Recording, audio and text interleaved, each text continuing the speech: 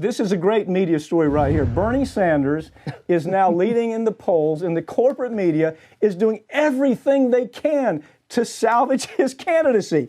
This is remake of Hillary Clinton all over again, right? The Wall Street Democrat.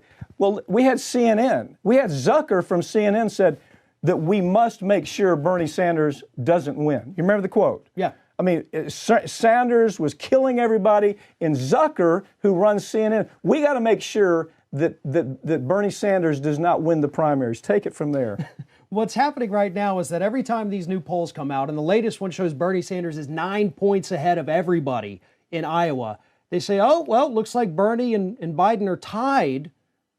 There is no tie. There is no tie nationally. Bernie Sanders is winning in every single poll right now, but they're doing what they can to downplay it on one end. And then on the other end, and MSNBC honestly is the worst with this, they bring on these anti-Bernie establishment types. They try to paint him as a sexist. They've tried to paint him as a racist, as all kinds of things that are totally not consistent with his history. Okay, here's what everybody misses. This all comes from the top. Yeah. Okay, when Zucker says we've got to defeat Bernie Sanders, the producers get that message, the anchors get that message, all the talking heads get that message. They pick the talking heads that are going to go after Bernie Sanders. They did it the same way with the Hillary Clinton election.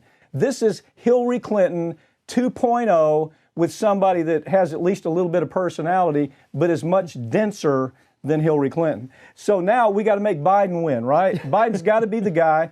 Okay, let's back up a little bit. You have done, I don't want to blow smoke here, but you've done some superb writing about where this all started. Started with the Bill Clinton years. Yeah. Started with Bill Clinton trying to say, we have to embrace Wall Street and we have to create this new thing called the Wall Street Democrat. Take it from there. Tell me the history of how we've evolved here. That also ties in with the group Third Way. It was, let's be a little more moderate. Things are okay the way they are, so let's reach out to the bankers. Let's get their input. Let's listen to them more than we listen to Main Street. You know, yes, they're killing the unions out there, but unions aren't that important. Look at the economy. And when they say look at the economy, Bill Clinton back then to Trump today and everybody in between, they're only talking about the stock market. They're not talking about the fact that wages for the average American worker haven't grown in over 20 years. And Bernie is talking about it. And Bernie is. And that's why it's a threat to that. This is part of what we've been talking. This is, if you go back and read your stories, and I have, they're well-written stories, Bill Clinton had to reinvent the Democrats, right? So out of Bill Clinton comes this whole family. Nepotism flows from that entire family all the way up the road.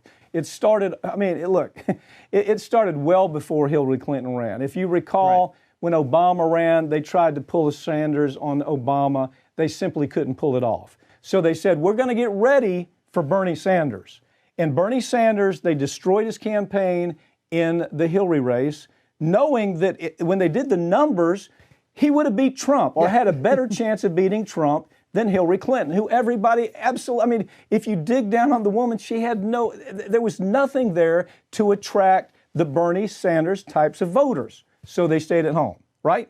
So now here you've got Wall Street sounding off and saying, whoa, Joe Biden's our guy. He's good on our policies. He loves Wall Street. He does everything he can to support Wall Street.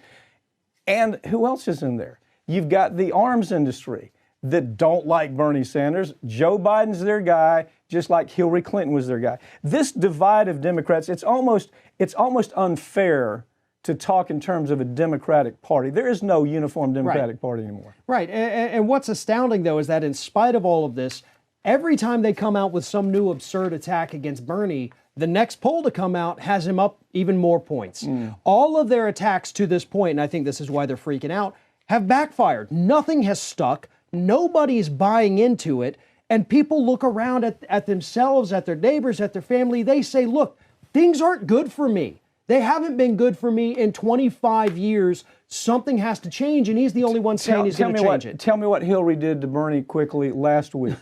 Tell me how absurd that was. They're coming out and saying, nobody likes him. Everybody distrusts him, and I may not even, she wouldn't commit to supporting him. And she got even more backlash from that. You know, she has a 36% approval rating still to this day. Well, that's high for her. Well, you it is. understand? And he is consistently the most popular politician in the United States. Yeah.